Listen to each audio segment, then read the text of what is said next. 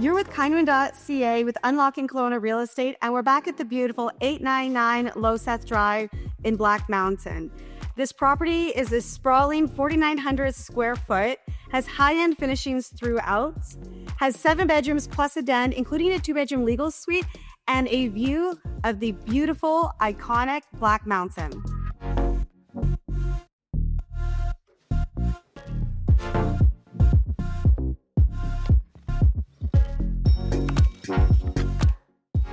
Today I am joined by mortgage broker pro Rachel Brew with Dominion Lending, and today she's going to delve deep into everything mortgage related. Can you share with myself and everyone else, what has the lending world looked like over the past year?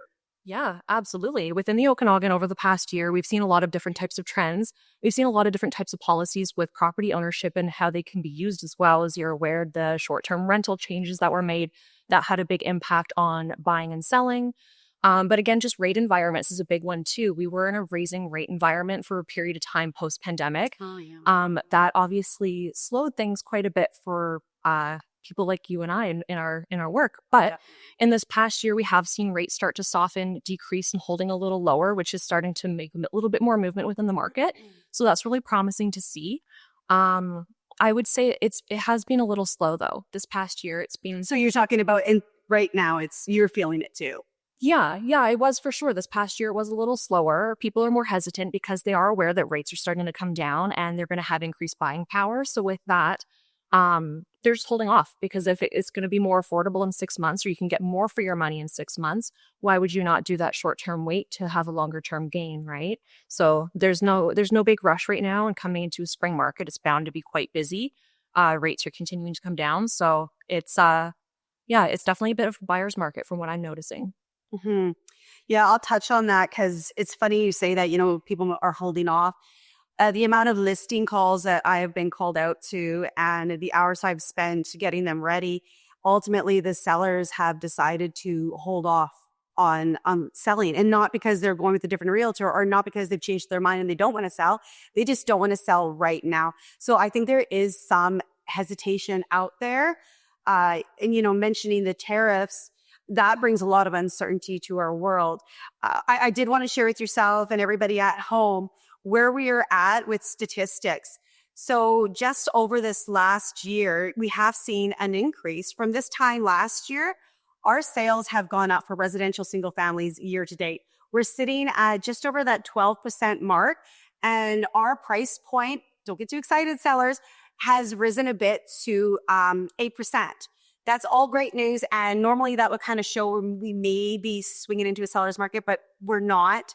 If anything, we're going to be hitting more of a stabilization because we're having listings coming onto the market because there was this holdback from last year because nobody was selling. So everybody was just waiting to see what was going to happen with the interest rates. As you know, you felt it.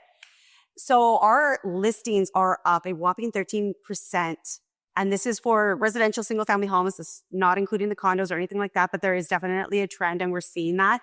So when you start seeing your listings go up, and the sales are going up, which is great, you're still going to see a bit of a stabilization. So those prices will probably come down a bit or at least stabilize and not move so much. There won't be as much fluctuation. But again, with the tariffs, with the interest rates hopefully going down further, there is a lot of uncertainty, and that is definitely what I've been feeling as well as everybody at home. Yeah, absolutely. And it's something that affects more than just us personally for work, right? Like it's our clients and their living situation and their investment situation because some of these people aren't necessarily buying for a primary residence. It's strictly for investment purposes, right? Absolutely. But yeah, there's so many different routes that I can see people take that with their financing. I've helped people refinance their primary residence to have the cash to purchase a recreational property in full with no clear title, right? Yeah. Seeing a lot more family involvement with purchases too because of the heightened cost of living and purchasing and everything too. Absolutely. So let's bring it back to the beautiful 899 Loseth Drive in Black Mountain. That is for sale if you want to buy it. What would it take for an individual to purchase this? Because there is a 2-bedroom legal suite. I know that can come into play. This is definitely good for that multi-generational family living space. So share with me what that would mean to you, because that's your world. I that's not mine. So Of please. course. Yeah, you can sell the home and I can finance it. So with the price point we're working at, it's 1749, I believe. We would have to work with a 20% minimum down payment because of the price. Exactly. Yeah. Anything over 1.5 million, we do require minimum 20% down. Okay. And then of course that's given your annual income can sustain those payments for a loan that size. So the minimum down payment on a property like this style would be in the 350,000 range. And then your monthly payments based on that minimum down payment would be roughly 6,100 to 6,350, depending on the structure of the mortgage, because we not only have to qualify the income and the borrower themselves, but we also have to qualify the property. Right. So when I say qualifying the property, that means what kind of revenue we're generating, because this does have a rental unit in it. That is money we can use towards the qualification to offset your income. Okay. Okay. I absolutely love that. No, that's all great points. And it gives options if somebody was just going to move in with their family, put them in the suite, or if they're actually going to be needing the suite for that income producing property. But let's swing it into something a little bit more fun. We're done talking numbers. We're done talking interest rates, which confuse me sometimes. Let's talk about why you're in the business and any ups or downs or anything you've experienced. Share a story with me. Oh my goodness, I have so many stories. It just depends on how much time you have. Well, I do think we're on a clock here. It's totally fair. We'll do that another day over wine. But yeah, I would say a peak of the career for me is just being able to educate my clients, because end of the day, I understand there are so many moving parts when it comes to finance. And when I was going through my own personal journey of buying, I was a first time home buyer myself a few handful of years ago. And it was a really confusing process, even though I'm a broker. Being on the buyer side is just it's a whole different. Because it was taken out of your hands. You're relying on somebody else. Yeah, and because when I'm the one brokering the deal, I am fully in charge and in control of every component. Whereas when I let go of that control and you're the buyer, it's kind of like a, oh my goodness, what's going on? Where's all my money going kind of situation. So Absolutely. having that experience as a buyer myself and the uncertainty of the market and understanding if my investment's going to work for me or against me, it was really unsettling. So I used my own personal experience to mold my business a little bit more, because I want it to be personal. I want you to make an informed decision. Of course. And this is personal. Very personal. Your home is so personal. It's so usually the largest investment one makes in their life. So it's got to be handled with care. And I do love when you have that relationship with a mortgage broker. We are a team. You work exclusively with the buyer, and I understand that. And that's all kept confidential. But there is an open line of communication when it comes to, hey, we just stumbled upon this, or could you get an extension because of that? And that's the one thing, buyers, you got to love us, because the amount of times we could have made you panic, but we didn't, because we are working magic and putting out flames behind the curtains, because that's what professionals do. So I do value everything you do in your career and helping myself and my clients.